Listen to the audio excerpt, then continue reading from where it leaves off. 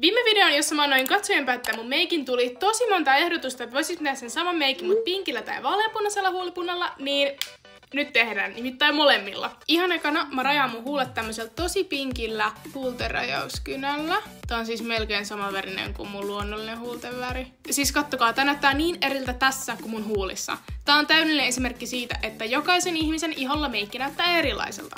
Mut okei, sit laitetaan tää pinkki huulipuna. Siis kattokaa tätä, tää jos joku on pinkki. Oh my days. Mä en ois ikinä uskonut, että pinkki huulipuna voisi toimia mun näin hyvin. Siis mitä? Mutta koska tää ei oo tarpeeksi, mä haluan testaa laittaa tähän myös tätä vaaleanpunasta tohon keskelle. Niin saatais semmonen kiva pikkunen ombre-efekti, että ulkona olisi vähän tummempaa ja sit sisään vähän vaaleampaa huulipunaa. Siis näistä tuli kunnon barbihuulet, siis mitä? Mä pikkasen vielä korjaan tätä rajausta.